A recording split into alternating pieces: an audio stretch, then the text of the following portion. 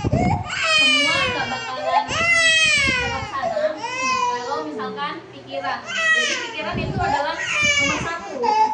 Jadi gimana caranya?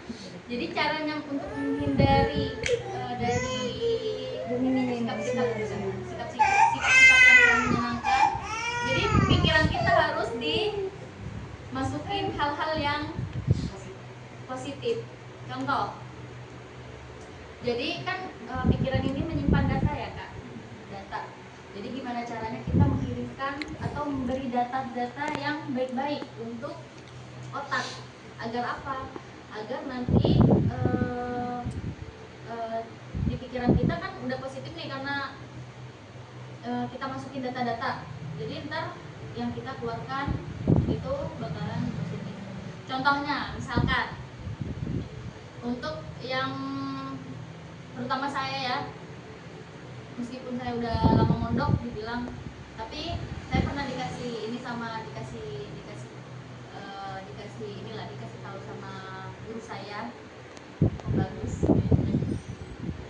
Jadi kata guru saya di situ, coba kalian usahakan setiap ngaji jangan cuman ngaji Arabnya aja, tapi ngaji artinya, biar kalian tuh tahu kehidupan tuh sebenarnya seperti apa. Contohnya, jujur dulu saya orangnya emosian, sensitif sekali. Jadi apa-apa nangis, apa-apa emosi, apa-apa marah gitu kan. Karena di situ sebenarnya kan di Al-Qur'an menjelaskan ya, kalau misalkan innallaha ma'as-sabirin gitu kan.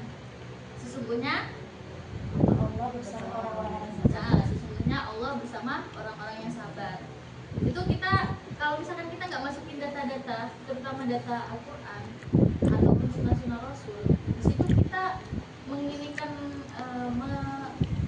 diambil alih sama perasaan kita, bukan pikiran kita. Tapi gimana maksudnya? Iya kan udah dijelasin nih di Al-Qur'an. Sesungguhnya Allah bersama orang-orang yang bersabar. Jadi kalau misalkan saya nggak bersabar, kalau misalkan kita nggak berpikir seperti itu, berarti kita nggak bersama Allah dong. Jadi pasti kita ketika kita udah tahu nih ilmunya nih, kalau misalkan orang-orang sabar itu pasti bersama Allah. Pasti kita nggak bakalan gampang terpancing emosi seperti itu. Contohnya seperti itu. Atau kita mungkin mendengar hadis Nabi atau itu Sofi nggak sih kak? Hadis yang senyum adalah ibadah. Oh iya.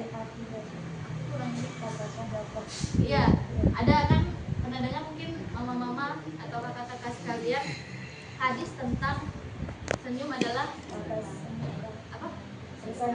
Oh iya, senyum sedekah. Sedekah gitu. Kita tahu nih gitu. Apalagi Rasulullah gitu. Dulu beliau sangat ramah gitu kan. Masa kita nggak mengikuti apa yang Rasul lakukan? Katanya mau mendapat syafaat, katanya mau mendapat sunnah-sunnahnya Rasul, katanya mendapat pahala dari apa yang sudah kita kerjakan, mengikuti apa yang sudah dilakukan Rasul. Kenapa nggak dilakukan? Jadi kita harus memasukkan data-data atau data-data dengan cara kita banyak belajar, entah itu Al-Quran, entah itu hadis, buku-buku itu. Baik, terima kasih banyak Kak Konita atas jawaban yang disampaikan. Selanjutnya saya serahkan kepada para jamaah semua yang ingin bertanya.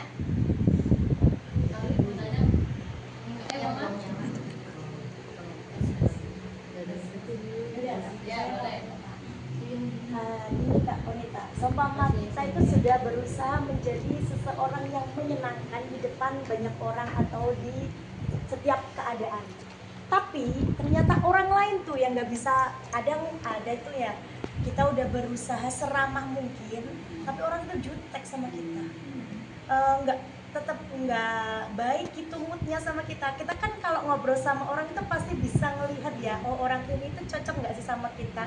Kenapa orang ini kok gini banget sih sama aku, padahal kan aku nggak kenapa-napa nih, udah berusaha ramah, baik, tersenyum, menyapa dengan sopan. Tapi yang orang lain itu nggak menerima kita dengan positif banget gitu. Nah kayak gitu tuh gimana ya kita cara menyikapinya? Baik, terima kasih kalau Kak Ali langsung jawab Kak. Toyor kepalanya gitu.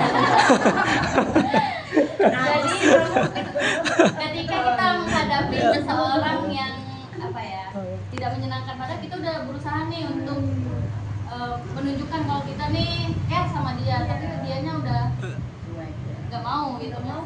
Pertama, di situ kita perlu kita sadari ya, kita manusia, bukan nabi boy. Jadi kita nggak bisa untuk mengatur orang lain, nggak bisa. Jadi gimana? Yang kita, jadi apa yang kita bisa atur aja. Kita nggak bisa atur orang lain nih harus gimana, nggak bisa. Atau diri kita, maksudnya Kak, atur diri kita gimana? Jauh-jauh kitanya. Bukan Mam, jangan langsung jauhin. Cocok. Jadi gimana caranya? Jadi caranya pola pikir kita ubah. Pola pikir. Jadi jangan ngelihat orang lain benci sama kita. Kayak Rasulullah dah. Rasulullah apa sih namanya? Berdakwah nih. Banyak banget kan yang nggak suka sama Nabi, bahkan dulu sampai dilempari kotoran hewan gitu kan. Lebih parah malah kan. Tapi apa respon Nabi? Baik. Iya, tetap berbuat baik. Jadi kita berbuat baik itu sebenarnya bukan untuk orang lain kan, untuk diri kita sendiri. Toh kalau misalkan nggak dibalas sama orang tersebut, ada Allah yang menggerakkan hati orang-orang yang lain. Manusia bukan satu itu doang, tapi banyak. Gitu. Jadi kita harus ya menyadari hal itu Kak. Kita hanya manusia. Jadi kita yang merubah mindset kita untuk Nah, jadi iya positif. betul. Dan kita juga ketika mendapatkan musibah ataupun hal-hal yang kurang mengenakan lah, hal itu bakal menjadi bukan hal yang tidak mengenakan kalau kita berpikiran positif. Contoh, mau kasih contoh nggak Kak? Saya pribadi pernah juga di situ yang apa namanya, kehilangan motor. Ini hal yang gede emang, apalagi motor yang bukan murah gitu kan. Kehilangan motor di situ. Jadi mungkin kalau misalkan respon orang-orang yang masih belum bisa apa ya, mengolah emosi atau pikiran dia, di situ mungkin udah teriak-teriak, wah udah motor kemana, nangis 7 hari 7 malam mungkin ya, kehilangan harta, kehilangan orang tua, mungkin kehilangan teman, itu mungkin udah nggak bisa terkontrol. Tapi ketika kita udah bisa memanage pikiran kita bakalan menjadikan hal tersebut itu bukan hal musibah, tapi muhasabah. Di situ bahan muhasabah saya ketika saya kehilangan motor. Nah di situ namanya juga kehilangan motor ya, panik pasti ya, panik. Saya gemeteran tuh. Tapi di situ saya tenang. Karena di situ saya mikirnya bukan aduh motor aku hilang, bukan kayak gitu. Ya Allah, aku salah apa ya? Apa aku kurang sedekah? Apa aku ini? Jadi maafin aku ya Allah. Jadi bukan di pikiran aku tuh bukan gimana motornya, ya pasti kepikiran, tapi bukan lebih ke situnya. Tapi lebih ke muhasabah apa yang sebenarnya terjadi, apakah aku yang salah, apa ada suatu saat hikmah di belakangnya, kita nggak tahu Mang. Soalnya ini lagi, kita kalau misalkan menjadi orang yang sabar juga ya, itu kan termasuk orang yang sabar nggak sih, kesel kayak gitu ya. Jadi ya kata guru saya di situ, orang yang kena musibah itu pasti dapat suatu yang masya Allah suatu saat nanti kalau dia bersabar. Tapi syaratnya apa? Ya dia harus sabar terus sampai kapanpun. Jadi sabar gue ada batasnya. Sabar itu nggak ada batasnya. Semua itu tergantung diri kita.